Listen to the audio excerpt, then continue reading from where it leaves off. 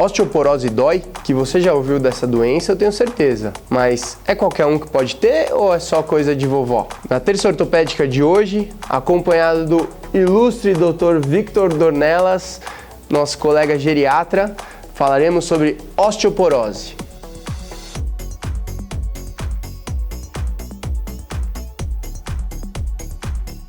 Victor, prazer, que bom estarmos juntos aí numa terça ortopédica, hoje um pouco diferente. Meu colega médico geriatra do Hospital das Clínicas de São Paulo, do Hospital Albert Einstein. Seja bem-vindo. Obrigado, prazer é meu, Eric. Bom, Dr. Victor, o que é osteoporose? Por definição, é uma baixa massa óssea e uma alteração na microarquitetura do osso. Para mim, que estou na geriatria, sabem que a prevalência é muito maior em idosos, então a gente sabe que não é uma doença só de idosos, mas muito mais comum em idosos. E infelizmente, eles chegam já com a osteoporose clínica estabelecida, né? Infelizmente com alguma fratura. Geralmente o paciente ele só percebe que ele tem osteoporose quando ela se manifesta com alterações graves, né? Que seriam as fraturas. Então, essa microarquitetura que o Dr. Victor comentou, quer dizer que o osso está mais poroso, ele é mais frágil, né? E claro que isso não é uma coisa súbita, não é um salto de um degrau, mas um processo contínuo que muitas vezes a gente consegue captar antes mesmo da fratura aparecer, né? Tem um conceito que a gente comenta que é capture the fracture antes dela acontecer.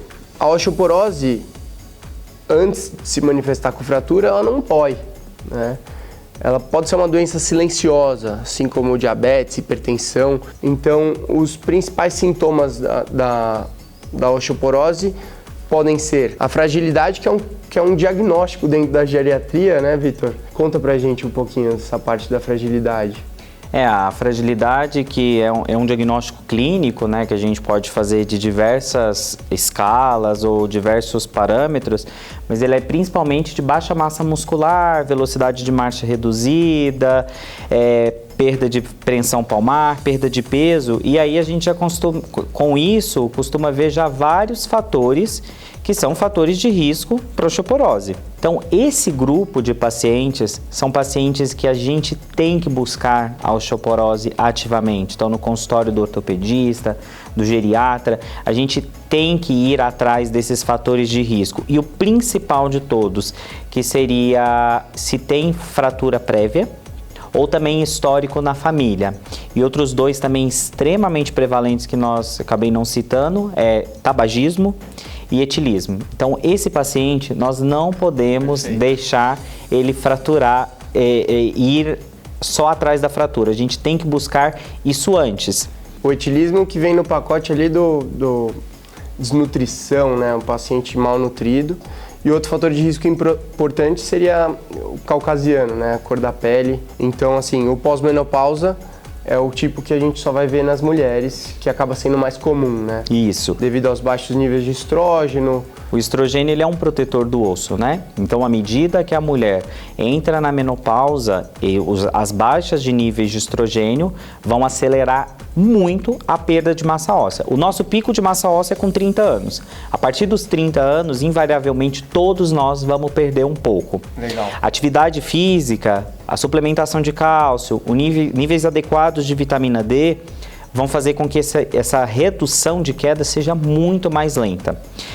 Então, aquela mulher, por exemplo, que entrou na menopausa muito antes da quinta década, ou da quinta década do início dela, o final da quarta década, é um paciente que a gente tem que ir atrás. E como que a gente faz isso? Com um exame super simples. Então, esse exame, ele vai ver a qualidade do osso, ele vai ver a quantidade de massa óssea do paciente. A gente usa como valor menos 2,5 de T-score, está dado o diagnóstico de osteoporose. E entre menos 1 e 2,5 é a faixa que a gente chama de osteopenia. Perfeito. É aquele osso que não está osteoporótico, mas ele tem um fator de risco maior. Se a gente fosse fazer um paralelo, seria o pré-diabetes. Então a gente precisa rastrear esses pacientes. É a mesma coisa, assim como a gente mede a pressão do paciente no consultório, eu preciso ir atrás da qualidade do osso desse paciente. Então eu preciso fazer a densitometria.